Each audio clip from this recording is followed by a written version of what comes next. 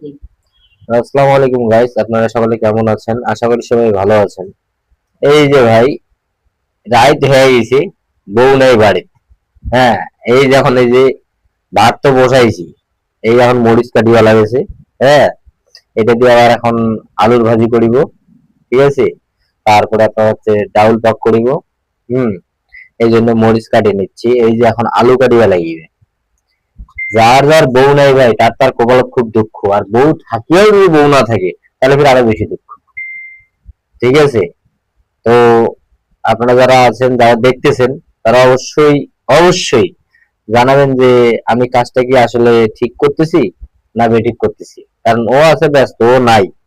ও না থাকার কারণে আমি পাকটা করতেছি। পাকটা কি করা আমার ভুল হচ্ছে না সঠিক হচ্ছে, আপনারা একটু কমেন্টে জানাবেন।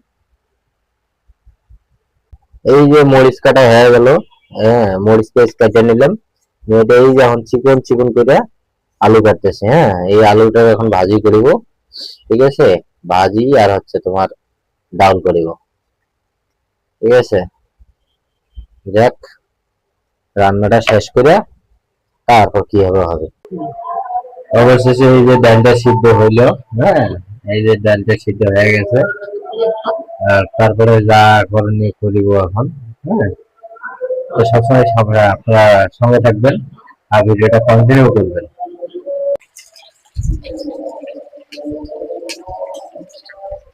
এই যে আমার মরিচ পেঁয়াজ ভাজা শুরু করছি। মরিচ পেঁয়াজ ভাজা হয়ে গেলে তারপরে ডালটা আর কি দিব। হ্যাঁ, তো আপনারা সবসময় কন্টিনিউ থাকেন, ভিডিওটা দেখেন, ঠিক আছে। দেখলেই বুঝবেন, না দেখলে তো বুঝবেন না। হয়তো মনে করবেন যে আমি কাজ করতেছি না, অন্য কেউ কাজ করতেছে, ঠিক আছে। এই কারণে আর কি ভিডিওটা পুরোটাই করা। পেঁয়াজটা আর এই যে রসুনটা ভাজা হয়ে যাচ্ছে, ঠিক আছে। এখন পেঁয়াজ আর রসুনটা সব ডালের ভিতরে দিব, ঠিক আছে। পাওয়ারটা কমাই দিই, তাহলে পুড়ে যাচ্ছে, ঠিক আছে।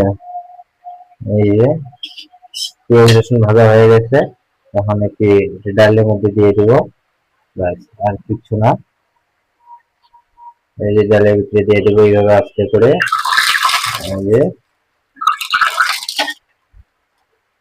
ফুটতেছে, গরম তেল আর ডাল। হ্যাঁ, এইভাবে এই দিয়ে দিলাম, ব্যাস হয়ে গেল। এই যে লাড়া দিলাম একটু। হম, ব্যাস, ডালটা ক্লিয়ার। এখন হচ্ছে যে আপনার এই যে আলুর ভাজি। হ্যাঁ, আলুর ভাজিটা করবো। এই যে অবশেষে